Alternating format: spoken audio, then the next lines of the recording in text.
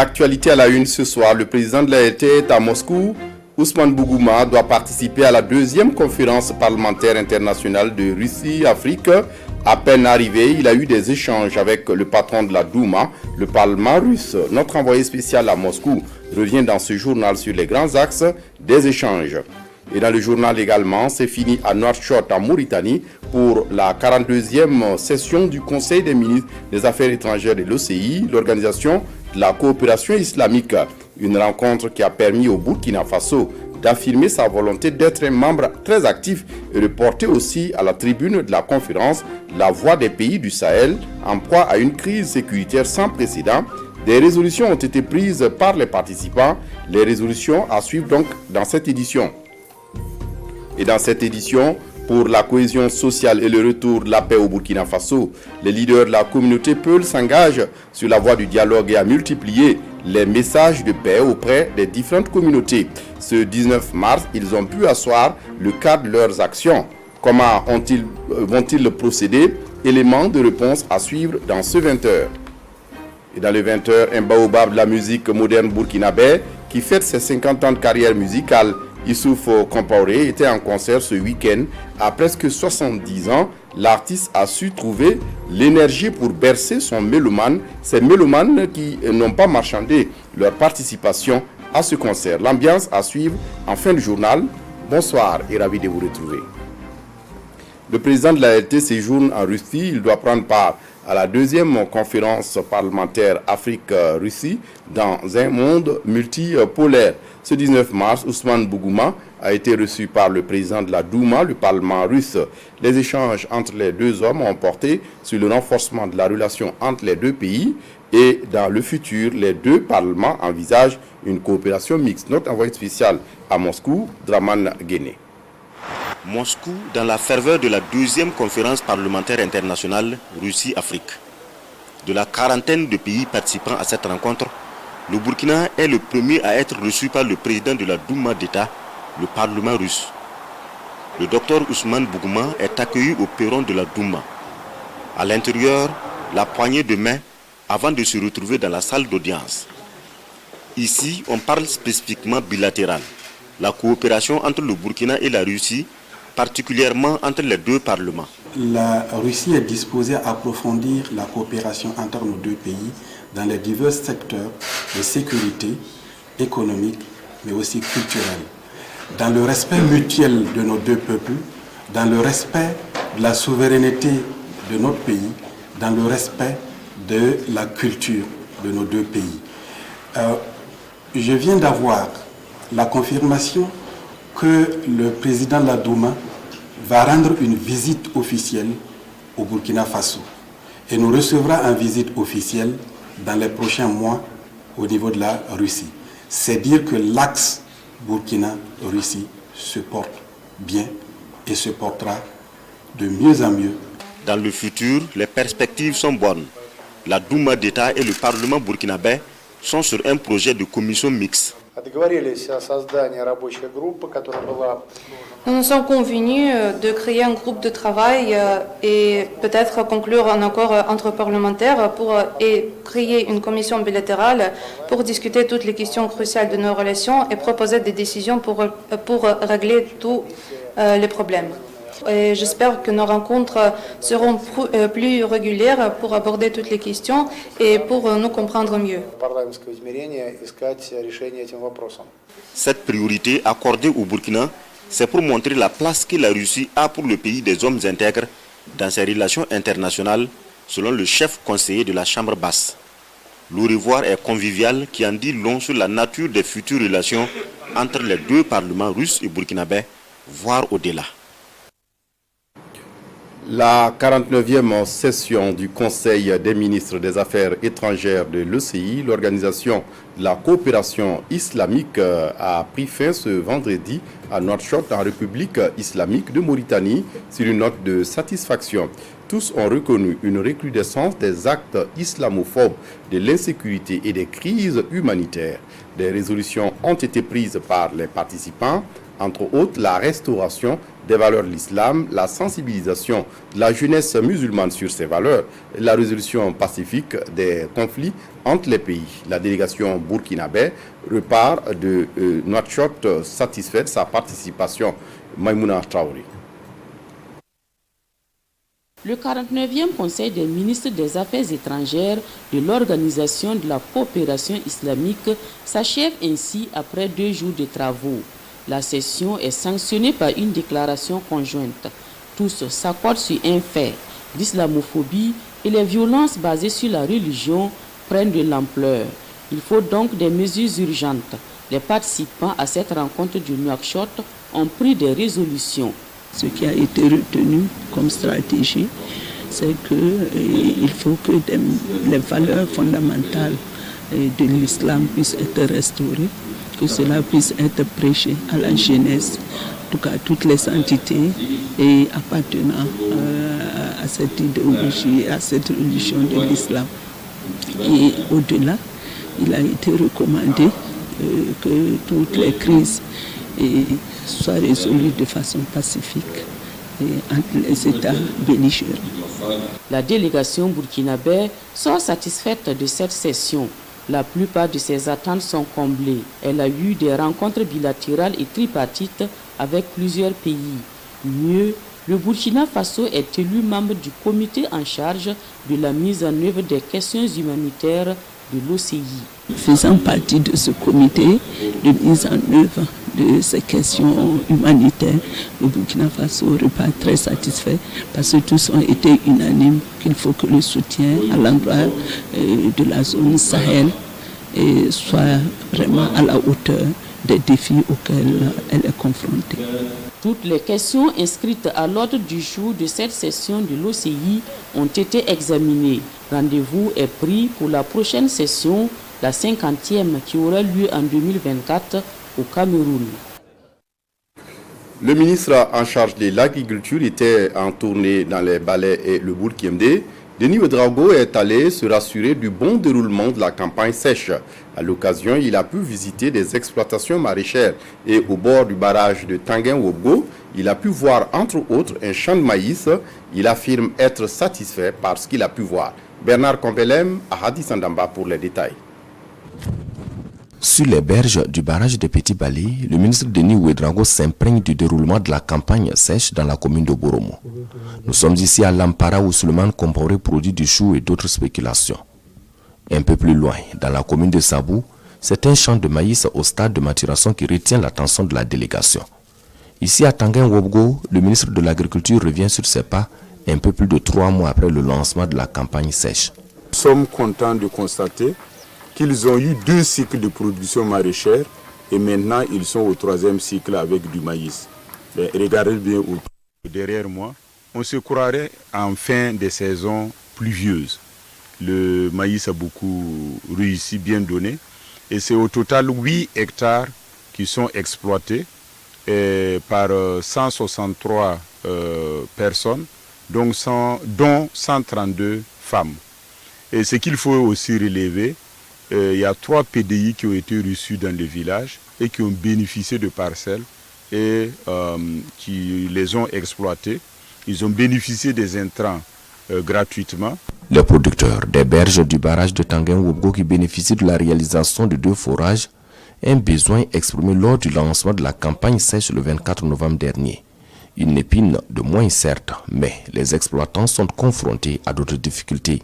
Le barrage est très vieux, il a au moins 30 ans, donc le barrage a besoin d'être curé parce que présentement il n'y a pas assez d'eau, c'est plein de sable.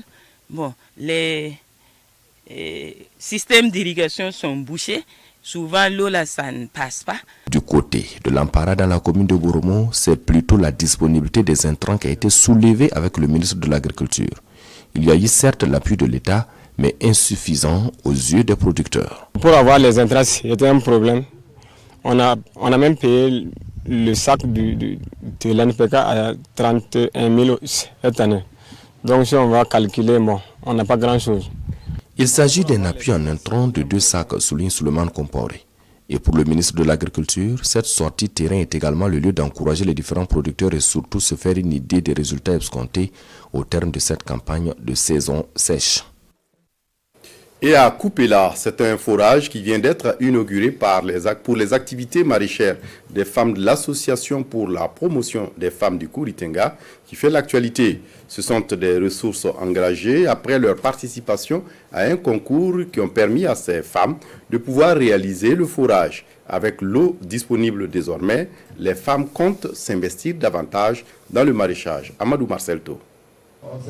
Elles sont lauréates au concours Baramousso 2022 de la société de téléphonie mobile Move Africa. Deuxième au classement au nom de l'association pour la promotion des femmes du Kouritenga avec un prix de 3 millions de francs CFA. Un montant investi dans la réalisation de ce forage solaire et d'un jardin potager à Koupela. Dans la société, c'est la femme qui fait tout, presque. Voilà. La femme, elle doit se lever tôt et se coucher tard. Elle doit s'occuper des enfants, de son mari, du travail.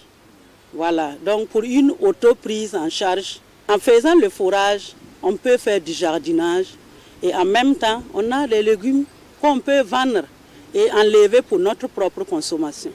Une réalisation au profit des membres de l'association et de toute la communauté au plan de l'approvisionnement en eau potable et des activités rémunératrices de revenus.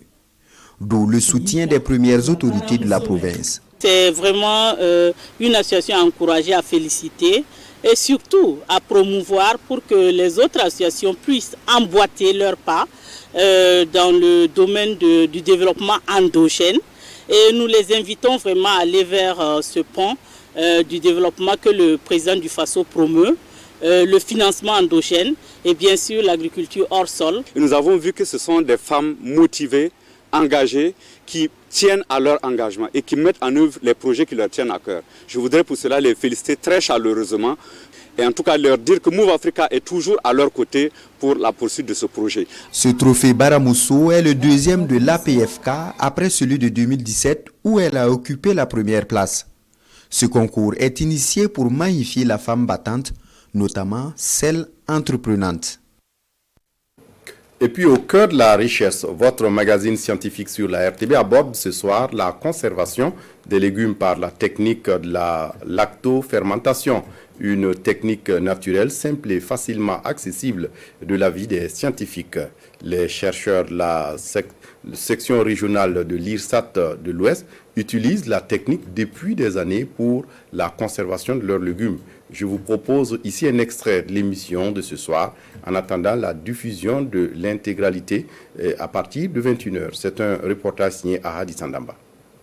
La tomate n'est pas gâtée depuis 2019 parce qu'il n'y a pas de dépôt de moisissure sur la saumure et sur la tomate. Depuis pratiquement 4 ans, ces tomates sont conservées dans ce bocal hermétiquement fermé. Et pour nous en convaincre davantage de la bonne qualité de ces tomates, nous procédons à leur examen. Quand on ouvre, on approche le nez, on voit que bon, vraiment ça ne sent pas mauvais. Voilà, ça, on a une odeur même de la tomate. Elle est toujours ferme, voilà, elle n'est pas fendillée. Il n'y a pas de dépôt aussi de moisissure. Voilà. On ressemble à la pâte de tomate, voilà. C'est comme si on avait bouilli. Voilà. Il s'agit là de la fermentation lactique ou encore la lactofermentation, une méthode ancienne de conservation des aliments mais peu connue du grand public. Et comment se passe donc la lactofermentation?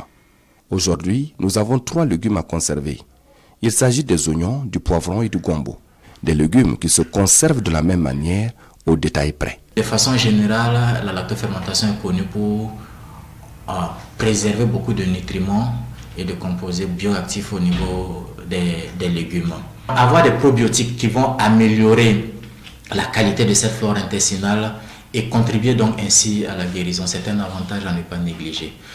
L'autre avantage, c'est qu'avec la fermentation, le légume initial qui était peut-être pas consommable en l'état, les pathogènes vont diminuer avec la fermentation et le légume sera plus propre à consommer. La lactofermentation est une fermentation anaérobique.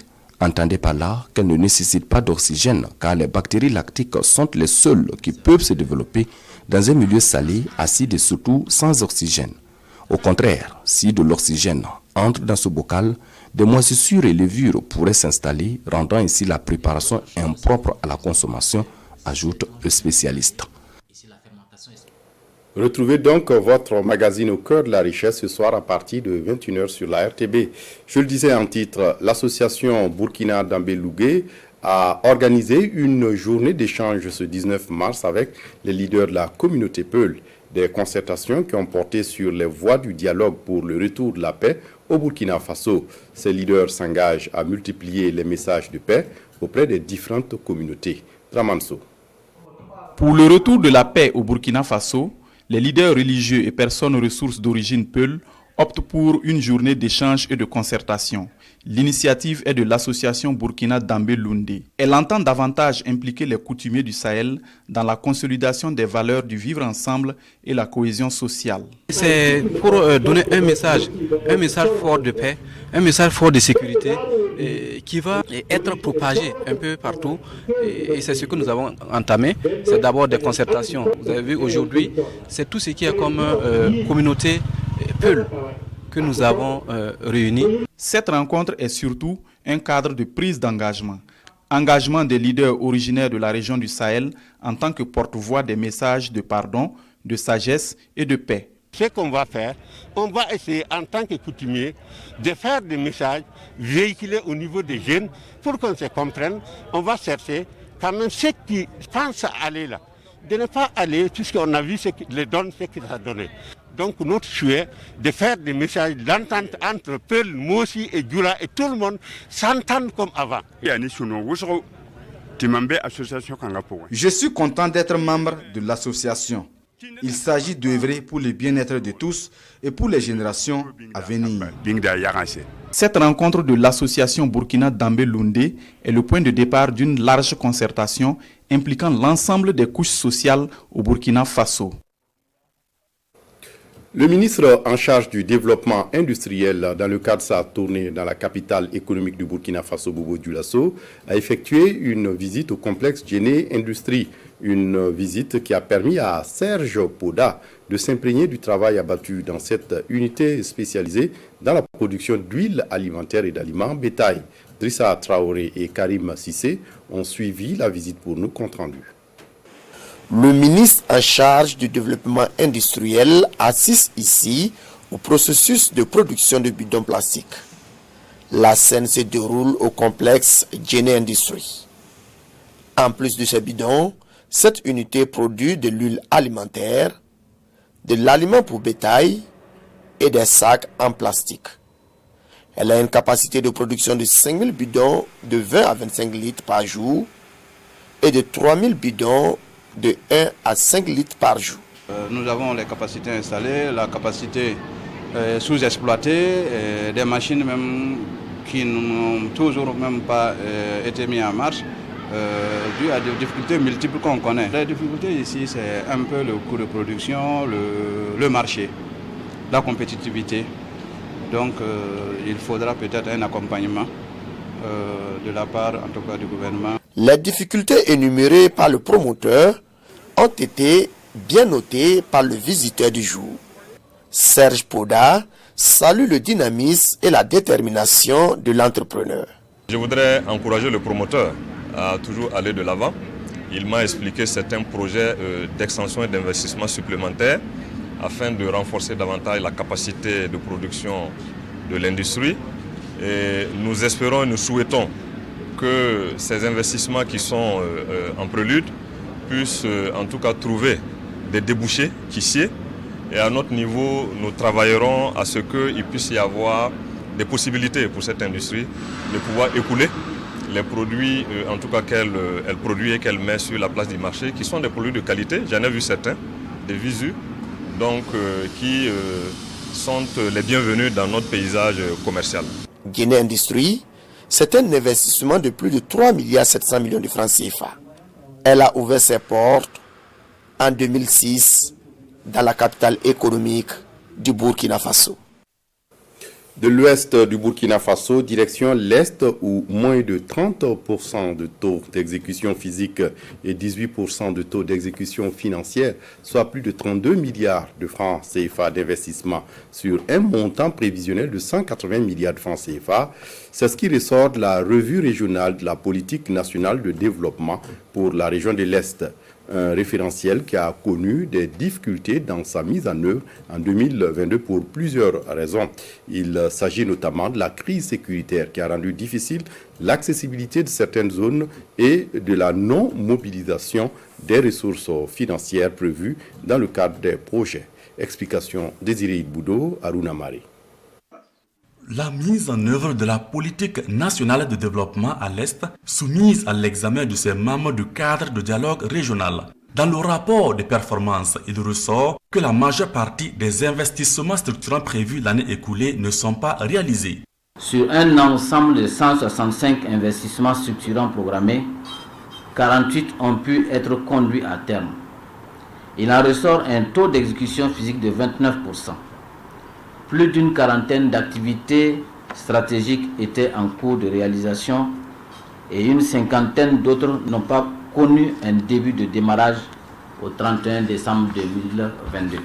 Sur le plan financier, le montant total investi s'est établi à 32 milliards 89 millions de francs CFA pour une enveloppe prévisionnelle de 180 milliards 712 millions de francs CFA, soit un taux d'exécution financière de 18%. Plusieurs contraintes, comme le défi sécuritaire, ont freiné la mise en œuvre de ce référentiel au niveau de la région de l'Est. Il y a des chantiers qui sont restés abandonnés. Dans la planification également, il y avait des financements à rechercher. Ces financements donc n'ont pas été obtenus. Donc du coup, les activités qui avaient été planifiées n'ont pas connu un début de démarrage. Donc ce qui explique ce taux faible. Pour l'année 2023, environ 250 actions structurantes sont envisagées pour une enveloppe financière estimée à 180 milliards de francs CFA pour booster le développement socio-économique à l'Est. De cette concertation, les acteurs veulent tirer les enseignements et proposer des pistes de solutions afin de faciliter les investissements.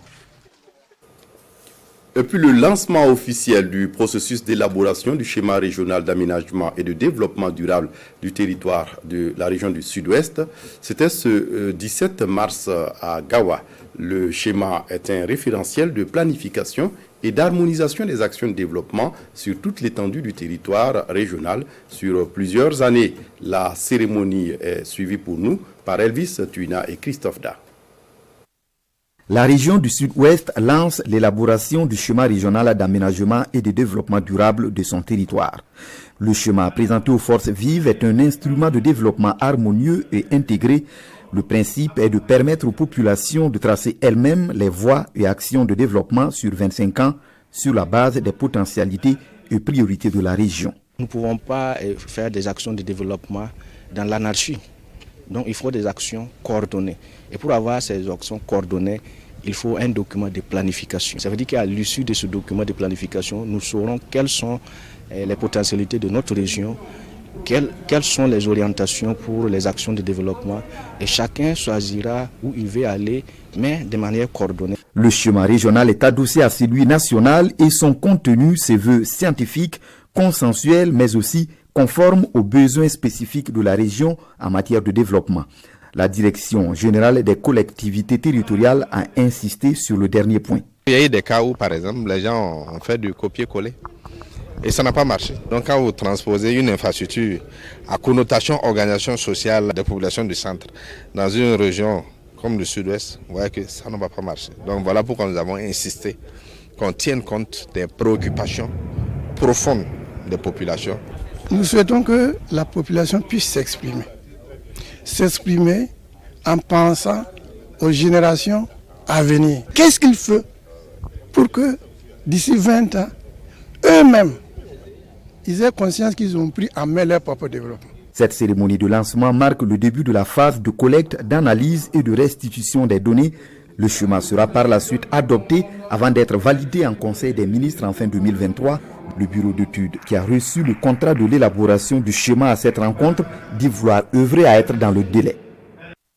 Du sud-ouest, retour dans les hauts-bassins où les membres du conseil d'administration des structures de gestion des équipements et infrastructures marchands de la commune de Bobo-Dioulasso ont été installés à la faveur d'une cérémonie. Et c'était ce 17 mars à Bobo-Dioulasso. Donc, ils ont désormais la mission de veiller à une bonne gestion des équipements et infrastructures marchands de la commune. Une mission que compte bien relever cette équipe qui dit mesurer l'ampleur de sa mission. Ismaël Saturné Paris. Voici les membres du conseil d'administration du comité de gestion des équipements et infrastructures marchands de la commune de Bobo-Dioulasso. Au nombre de 12 et élus pour un mandat de 3 ans renouvelable, ils ont désormais la responsabilité de veiller à la gestion saine des infrastructures et équipements marchands de la commune. Et cette cérémonie consacre officiellement leur installation. Nous sommes une équipe qui est dynamique, qui se comprenne, qui se parle. Et la cohésion sociale qui se trouve dans cette équipe de la transition ici, franchement, nous rassure. Et nous sommes convaincus qu'au niveau du marché de Bobo-Dioulasso, nous allons faire de même. Consciente du rôle que le marché central de Bobo-Dioulasso et bien d'autres infrastructures jouent dans l'économie de la ville, cette équipe dit mesurer l'enjeu de la situation. C'est pourquoi elle compte travailler avec tous les acteurs pour fédérer les énergies et faire de la cohésion sociale son cheval de bataille. Nous devons nous asseoir, parler avec tous les acteurs. Et ça nous permettrait de comprendre les difficultés qui se situent au niveau de ces marchés. Forcément, il faut que nous parlons avec ces acteurs de ce marché-là. Voilà. Les réformes, c'est ça. Voir les difficultés qui sont là et comment réellement arriver à planir ces difficultés-là. Nous sommes une structure neutre et nous pensons travailler ainsi avec tout le monde. L'occasion est aussi saisie par le président de la délégation spéciale de la commune de Bobo-Dioulasso d'inviter les nouveaux membres du comité de gestion à travailler dans le sens de l'intérêt général pour une vraie relance économique de Bobo-Dioulasso. La Confédération des organisations patronales pour l'industrie touristique a clos cet après-midi à Ouagadougou sa première session de son conseil d'administration, une rencontre statutaire des professionnels du tourisme en Afrique de l'Ouest. Les travaux ont abouti à l'adoption d'un plan d'action pour 2023. Bienvenue Tansa. Rideau sur la première session du conseil d'administration de la Confédération des organisations patronales de l'industrie du tourisme de la zone CEDEAO.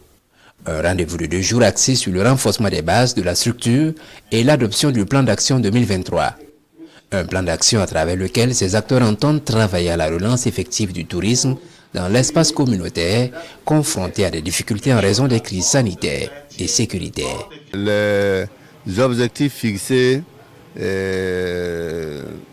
sont à notre portée.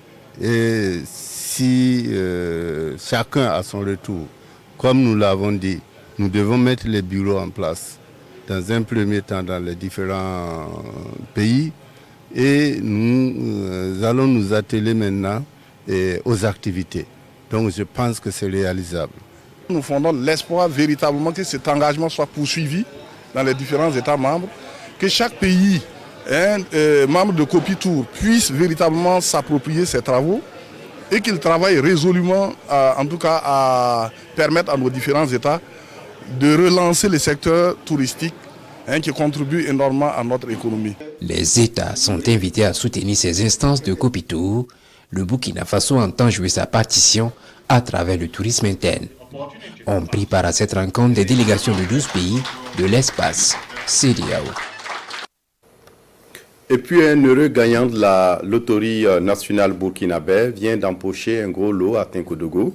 Il a gagné au PMUB 4+1 du 31 janvier dernier.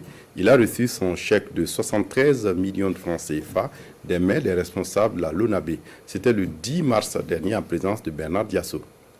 Richard Mahama Ouedraogo, inspecteur de l'enseignement primaire de son État, fait désormais partie des millionnaires de la LONABé, la loterie nationale burkinabé. Avec un pari et une prise de 6 300 francs CFA, il remporte la combinaison du PMUB 4+1 du vendredi 31 janvier dernier et gagne la somme de 72 936 500 francs CFA. C'est dire simplement que si on pouvait paraphraser, on allait dire que la LONABé fait des millionnaires. Et c'est ce que nous faisons également. C'est une façon de contribuer au développement individuel de chacun. Et à travers cela, les investissements qu'ils font, c'est pour le développement du Burkina Faso en général. Donc on ne peut que leur dire merci et de continuer à faire confiance bien sûr aux produits de la LONABE, de jouer. En recevant son chèque des mains du gouverneur de la région du Centre-Est et du représentant du directeur général de la LONABE, le regagnant et fils de la région compte en faire un bon usage. Je représente le gagnant, mais je pense qu'il va investir utile et au profit de tous. Bonne chance aux parieurs et aux gagnants et que chacun trouve son compte à la LONABE. La présente cérémonie de remise de Superlo intervient quelques mois après une série de remises, dont une de 43 millions de francs CFA effectuée le 26 janvier dernier dans la cité de Zungrantenga. C'est donc dire que la LONABE fait des millionnaires dans la ville de Tenkodogo, dans la région du Centre-Est, voire à l'échelle nationale. Dans l'actualité ce soir, Issoufou Compaoré, l'auteur de Zenabou ou encore de Dilui Kishlatan, des titres fredonnés depuis plusieurs décennies à présent, fête ses 50 ans de carrière musicale. À presque 70 ans, l'artiste n'a rien perdu de sa prestance et de son inspiration. Ce week-end, au cours d'un concert-événement, il a, à l'occasion de son jubilé d'or, Issoufou Compaoré a encore émerveillé. L'ambiance avec Chantal Ouedraogo. 50 ans de carrière célébrée avec effervescence. Sur scène, Issoufou Compaoré émerveille le public avec le titre Burkindi.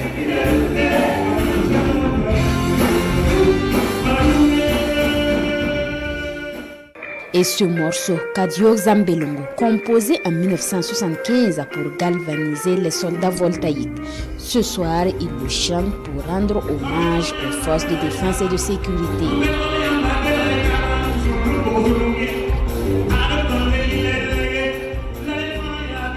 Le titre tant attendu, Zenabou, qui date d'une trentaine d'années. En 2 heures d'horloge, ce baobab de la musique a revisité un pan de sa discographie pour le grand plaisir de ses fans. L'ambiance était très belle, les anciens morceaux qui reviennent, vraiment Zenabou, bien entendu, vraiment c'est une musique qui fait voyager, vraiment. Bravo à Issoufou Compaoré. Non seulement il y avait l'orchestration, il y avait aussi la thématique qui accompagnait la musique. C'était un artiste, je dirais, qui affiche complet. Il m'a fait plaisir ce soir. Très très heureux. Ouais, parce que les gens se sont déplacés pour venir me soutenir et nous avons fêté ensemble mes 50 ans de carrière de musique. Je crois que c'est extraordinaire ce qui est arrivé. C'est vraiment le lieu de rendre grâce à Dieu pour ce qu'il m'a donné, cette longévité et cette santé pour que je puisse être ici ce soir avec mes fans. Et ça fait très plaisir. Des anciens et des jeunes de la musique étaient mobilisés pour soutenir le doyen. Avant d'être une artiste, moi j'étais une grande fan et ma chanson préférée c'était Dis-lui que je l'attends. Aujourd'hui, pouvoir être sur la même scène que lui, je pense que c'est un privilège. Il a fait sa part pour la culture burkinabé. Il continuera encore de le faire pendant des années, peut-être autrement, mais nous lui disons merci pour tout ce qu'il nous a donné pendant ses 50 ans de carrière. Après 50 ans de carrière, Issoufou Compaoré dispose aujourd'hui de 200 titres et plus de 1000 concerts organisés au Burkina et dans le monde. Ce jubilé est placé sous le signe de la paix et de la transmission. 50 ans de musique qu'il couronne avec 2 nouveaux albums baptisés Le Flambeau. Les concerts du cinquantenaire se poursuivent également dans les autres villes du Burkina. Et puis pour refermer cette édition, mois de mars, mois de la femme, situation oblige. Les femmes ont commémoré autrement la journée de la femme ce 8 mars. Si des victoires sont engagées dans la conquête de certains droits de la femme, le chemin est encore long vers la réalisation totale des droits de la femme, dit Charles Tiendrebeo dans sa chronique Société que je vous invite à suivre. Des portraits de femmes ont défilé sur nos écrans. Pendant plus d'une demi-heure que nous nous sommes assis pour suivre les actualités, les mérites sont loués.